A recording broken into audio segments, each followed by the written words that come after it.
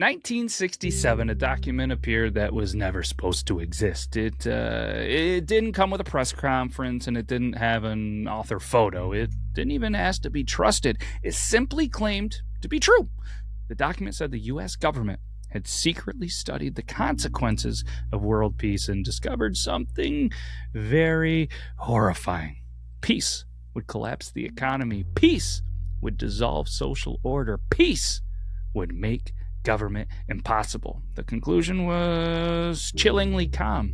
War is not a failure of civilization. War is one of its essential tools. The document was called Report from Iron Mountain, and millions of people, they believed it. Welcome back, everybody, to another episode of the TTT Podcast, where me, your host, Matt, is joined by the one, the only Luther Grimwood. And this one, in many people's opinions, is the reason there is conspiracy theories, the OG, and I can't believe that we've waited this long to do it, Luther. But here we are. Is this the original conspiracy theory? The infamous Iron Mountain. You know, Matt, this one is like the grandpa of conspiracy theories. Old, controversial, and keeps popping up at family gatherings. While it's not quite the first, humanity's been spinning yarns since ancient times. Iron Mountain is definitely an OG of the modern era. It's like the conspiracy that made people go, wait, what if there's more? And boom, welcome to the age of questioning everything. So, not the very first, but it sure is a legend in the Conspiracy Hall of Fame. Oh, legend it is indeed. And I'm super excited about this one. And Luther, how you been, my dude? I don't feel like I take enough time to really appreciate you and appreciate everybody out there. And genuinely, how you doing? I'm doing well, my friend. And hey, it's always good to pause and appreciate the crew. They're the reason we get to do this wild ride. So to everyone listening, you're the best. And Matt, I'm here for the conspiracy deep dives and the good vibes. Let's make this one epic. Let's make it epic indeed. And speaking epic, it wouldn't be as epic if we didn't thank the friends of the show. Squatch Juice. You can see it over my shoulder in the little shaker here. I mean, this stuff right here is a game changer. Not just the bottle, not just the killer logo, but the product itself. I'm telling you, it's my go-to. I have the focus and energy that I have been drinking every day. I've replaced coffee, and I feel so darn good mentally. And then I also do the hydration packets after a good workout. I'm so excited. If you guys want to feel it, the same mental clarity and the hydration, go to squatchjuice.com/beardlaws. Luther, you just bought yours for the first, time. What do you think? Well, let me tell you, Matt, Squatch Juice is like the elixir of the modern conspiracist. I gave it a whirl, and now I'm feeling both hydrated and suspiciously sharp. So, folks, if you're ready to stay hydrated while unraveling the mysteries of the universe, you know where to go. It's a game changer indeed. It's a game changer indeed. And, well, having a big beard and this thing that gets in the way all the time, looking as super healthy and as good as it is, it's Live Bearded. Hopefully you want to join the brotherhood because it's more than just beard products. You get to join a brotherhood. And honestly, it's also helped me be mentally clear, being a part of something amazing. If you guys want to do the same, go over to livebearded.com. And the rumor has it, if you use code BEARDLAWS, you're going to save yourself some money. And Luther, how's the beard looking on your end with some Live Bearded products? Oh, it's flourishing, my friend. With a little Live Bearded magic, I'm now practically combing out wisdom. And joining the brotherhood, well, that's like having a team of bearded sages on your side. So if anyone wants a beard that's epic and a community that's got your back, that's the spot. It's the spot. Check out all the other friends in the show. Links are in the description. And you're probably thinking, what's this cool hat? I recently just got a game.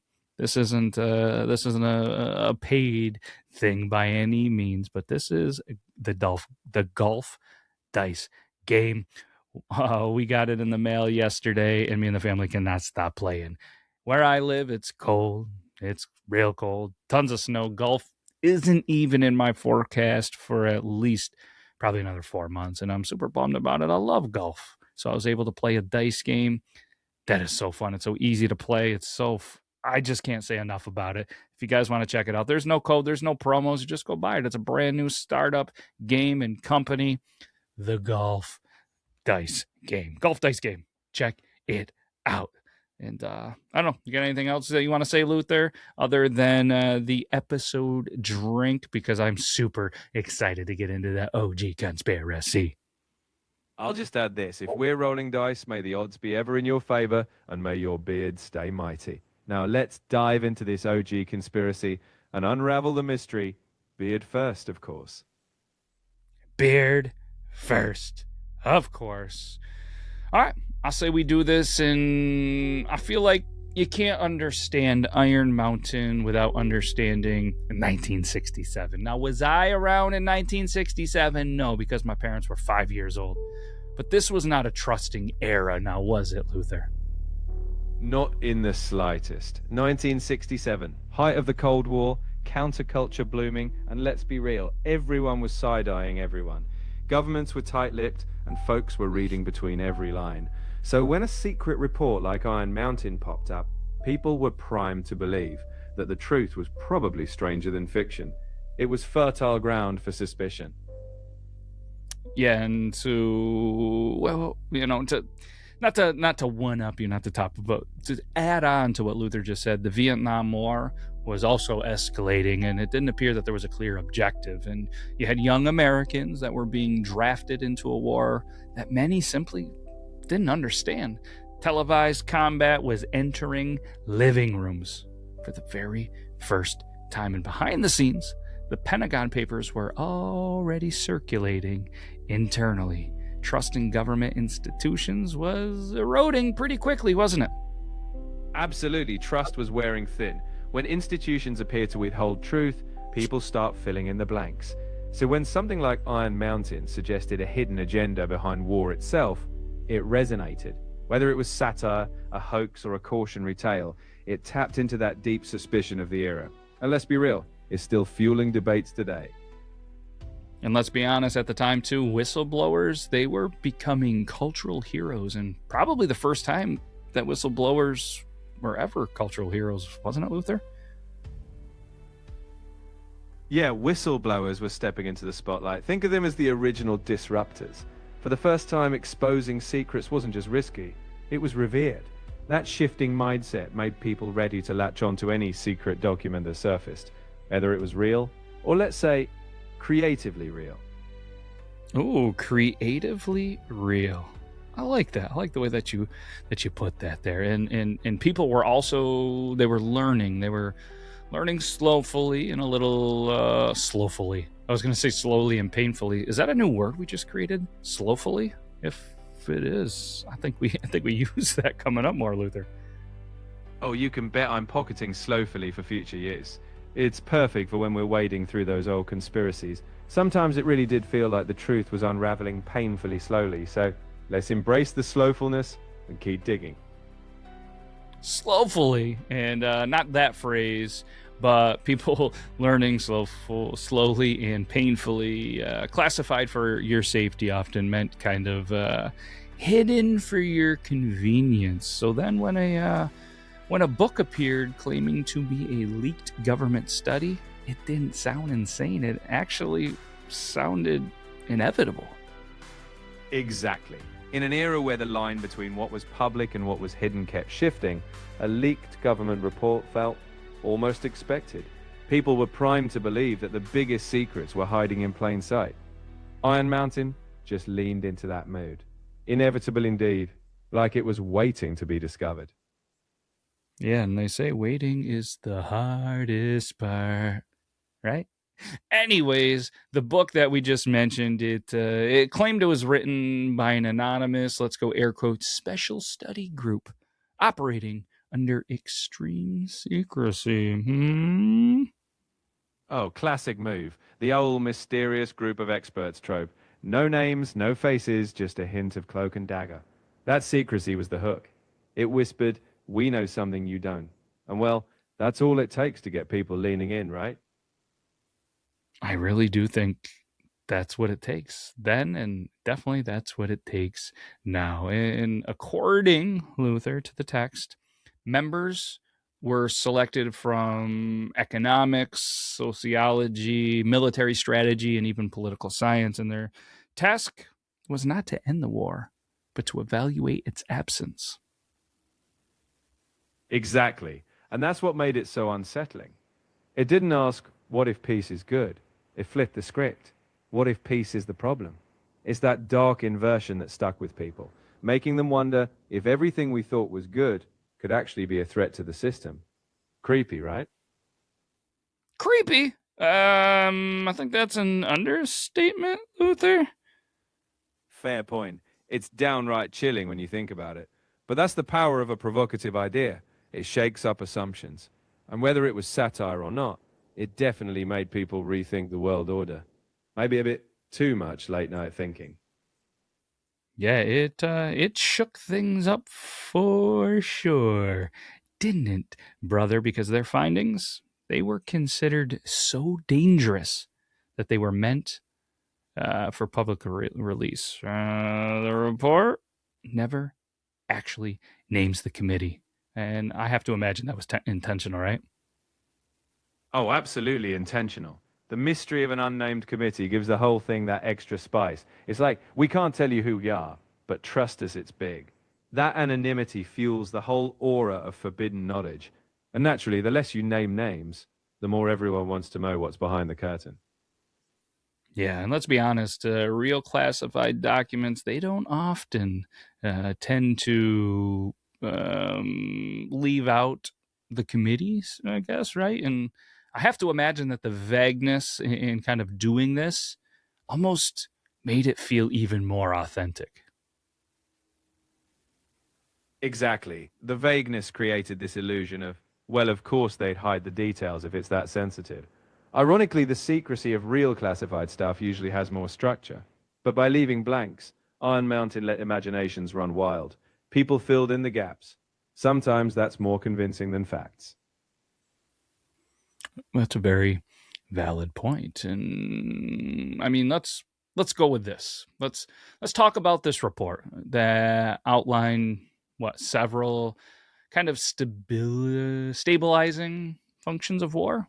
Am I right in saying that? And they weren't really like moral arguments; they were more structural ones, right? You've got it. The report wasn't wagging its finger about good or evil. It was coldly mechanical. It basically said war wasn't just conflict.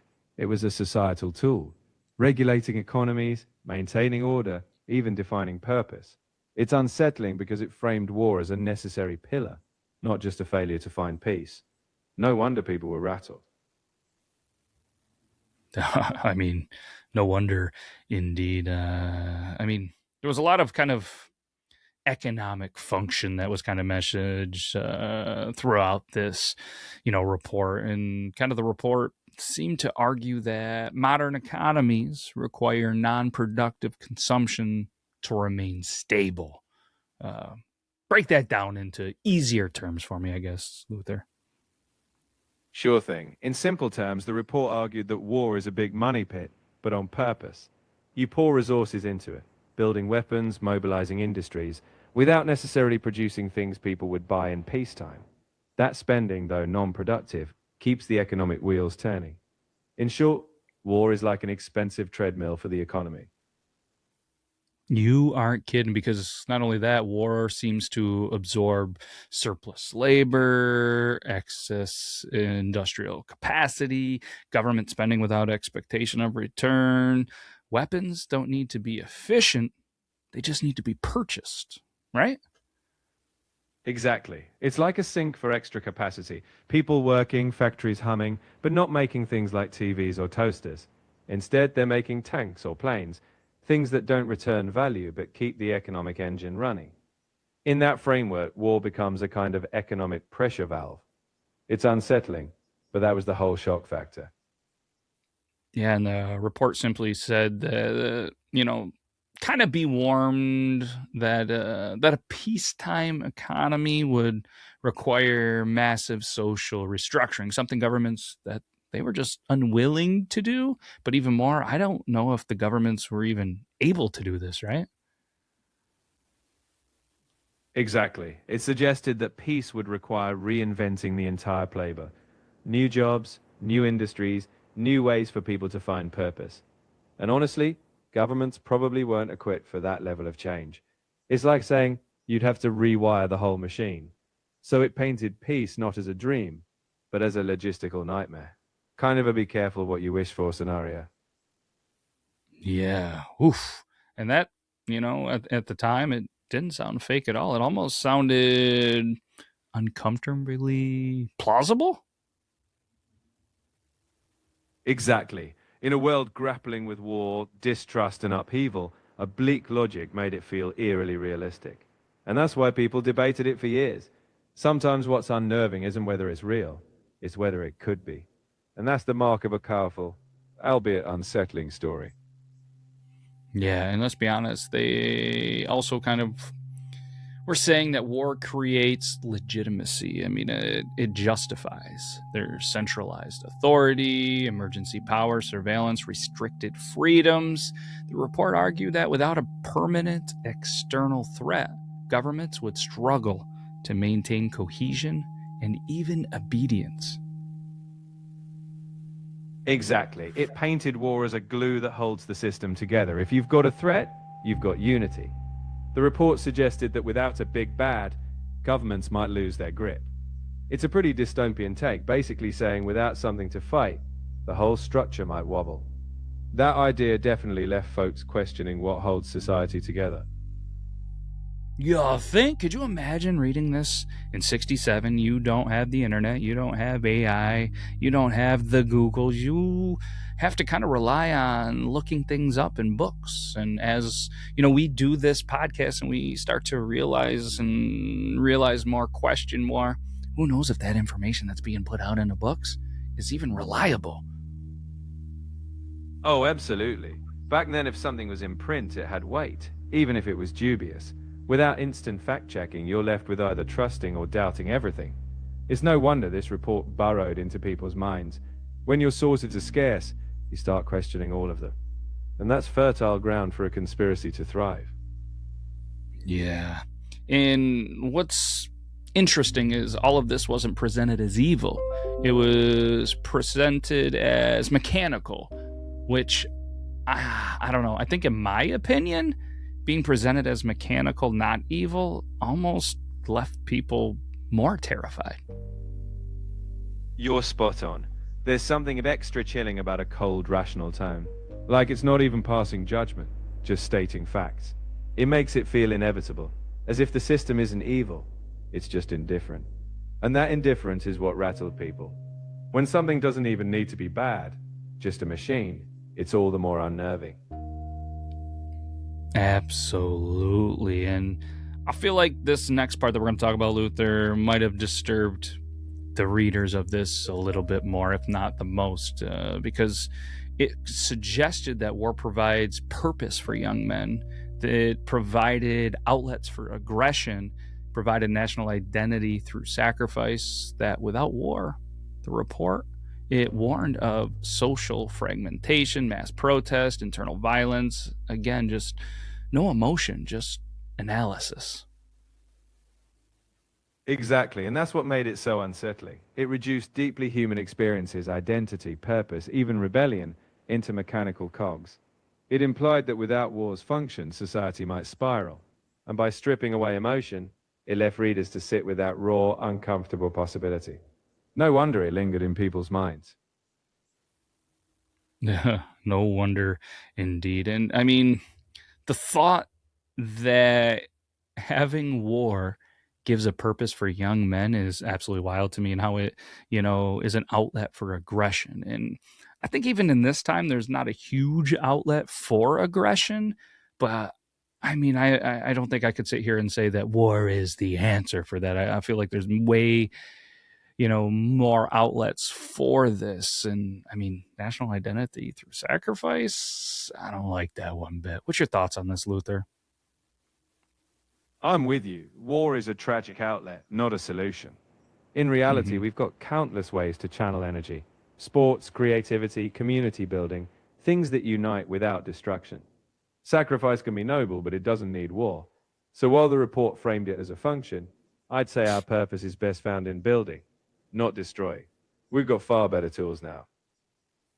Far better tools. And again, keep in mind it was 1967, and the report stated that war historically reduced population pressures, especially among demographics most likely to destabilize societies. I mean, that's a tough one to buy into. I would have to imagine then, but they did. They believed this. Yeah, that's a dark concept. But at the time, people were grappling with fears of overpopulation, so it played into anxieties. Still, it's grim and inhumane. I think today we recognize that thriving societies solve challenges through innovation, not reduction. Back then, though, the report tapped into those fears, and fear is powerful. Yeah, and I mean the report, it didn't celebrate that. I guess it simply stated it, right? And that neutrality almost made it feel monstrous, didn't it? It really did. That cold, neutral tone, just laying it out like an equation, makes it feel inhuman. People expect emotion, especially around life and death topics, but stripping that away made it seem monstrous. It wasn't advocating harm, it was just presenting it as if it were a simple fact. And that's what made it so haunting. It didn't shout, it whispered. Ooh, very well, very well, very well done. Okay, here's a little bit of a critical part. Iron Mountain, it didn't introduce new fears, it organized existing ones that people already suspected. War benefited the elites. Peace wasn't profitable, and governments managed populations. The report gave those suspicions structure, vocabulary, authority, and then came the detail that sealed it. Exactly. Iron Mountain didn't invent paranoia. It just gave it a playbook. It took the murky what-ifs people whispered about and laid them out like a strategic memo. When you see your suspicions spelled out in black and white, it feels validated, even if the source is suspect. That detail, that structure, it gave fear legs. It gave fear legs. You are kidding. And the first edition of this included an introduction by John Kenneth Galbraith, right? One of the most respected economists of the 20th century. He didn't explicitly confirm the report was real, but he argued it, and it was plausible. And that was enough, apparently. When a respected intellectual says, this couldn't exist, people hear, this probably does. Later, he clarified that the book was simply satire. But by then, I feel like the fire was already burning, wasn't it? Oh, absolutely. Once the idea caught fire, it didn't matter what Galbraith or anyone else said. People had already made up their minds. Satire or not, it was too late. It felt real enough to those who wanted it to be. And that's the thing with powerful narratives. Once they're out, they take on a life of their own. A life of their own, indeed. And, well, eventually, the truth usually does come out now, doesn't it? I'm not saying for everything, but for a lot of things like this. And the author apparently stepped forward. And apparently, the report was written by Leonard Lewin. That's right. Leonard Lewin eventually claimed it. He was a satirist, and the whole thing was meant to be a thought experiment. A mirror to show how absurd real-world policies might be if taken to extremes. But by the time he owned up, it had already embedded itself in the conspiracy canon. Once people feel a story explains their world, well, the truth often feels less satisfying than the myth. It's very true. And, Lewin, he stated publicly the committee was fictional. The report was satire. The purpose was to critique militarism and bureaucracy. He intended it was a warning. Instead, though, it almost became a scripture. Exactly. What was meant as a cautionary tale became, for some, a blueprint. Satire is tricky that way. Sometimes people miss the wink. But Lewin's goal was to hold up a mirror to the absurdity of relying on war. In the end, though, once an idea has spread, it's hard to pull it back. The irony is, the warning became part of the thing it warned about.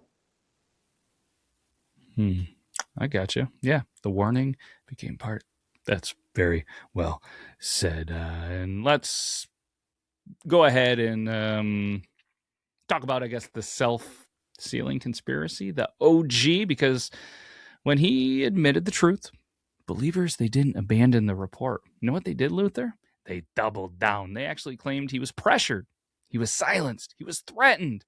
This is the moment that Iron Mountain transcended satire. It became a self-sealing belief system because any denial became confirmation, and any contradiction proved the cover-up, the OG conspiracy theory. You nailed it. That's the hallmark of a classic conspiracy. Any attempt to debunk it only strengthens it. The confession became proof of suppression, and from there it's unstoppable. Iron Mountain became the blueprint not just for its content, but for how a conspiracy sustains itself. Once belief seals shut, no key fits the lock. No key fits the lock. Okay, I like And that, that. my friend, is why these conversations matter. We can explore, question, and laugh at the absurdities. So whether it's satire, truth, or something in between, talking about it keeps us sharp. Now ready for the next dive into the unknown? I mean, it kind of became an unintended legacy, right? Because Iron Mountain accidentally invented the modern conspiracy format. Not the ideas, the presentation. It showed that authority can be simulated. Tone matters more than evidence, and neutrality is, well, more persuasive than outrage. And the structure, it's now everywhere, right? Leaked PDFs, classified screenshots, anonymous white papers. AI-generated research documents are now a problem. Iron Mountain didn't lie loudly. It almost whispered conceivingly. Exactly. Iron Mountain didn't shout a conspiracy, it calmly laid it out. And that's the template so many follow now. Authoritative tone, a hint of secrecy, and a dash of plausibility. It's a reminder that how a story is told can be as powerful as the content. So we keep our wits about us, we question, and we remember. Sometimes the loudest whispers echo the longest. Ooh. And yes, that's the man, I like how you said that. There's a couple of moments that I'm just like, yup. So I feel like my brain has been asking this throughout the episode, and I think our listeners are as well. Like, why does this still matter? Well, it matters because we live in an era where documents can be fabricated in minutes. Authority can be mimicked flawlessly, and belief spreads faster than verification because Iron Mountain is a warning. It's not about war, but about credibility. Because if a fake document can survive exposure for decades, what does that say about the ones that we haven't questioned yet? Exactly. It's a reminder that truth isn't just what's written, it's what we critically examine. In a world of deepfakes, AI-generated facts, and anonymous leaks, we need curiosity and skepticism. Iron Mountain's legacy is that we always ask, who wrote this, why, and what's the context? That's the real takeaway. Trust but verify. Trust but verify. I feel like that should be a thing. And it's something that we've done here on the Triple T podcast as well. We've taken the conspiracy theories, and Luther, you've really evolved, because for the first couple of episodes, you were always that I'm gonna be on both sides of the fence. And I know you got those great calf muscles jumping both sides of that fence, but I think we've really evolved on the show, and we're going to continually do this. And yeah, very well said. I'm all in for that evolution. We've gone from fence hopping to sharpening the tools of critical thinking. And that's the fun, right? We can explore all the wild theories, but always land on solid ground. So let's keep trusting, verifying, and having a blast while we do it.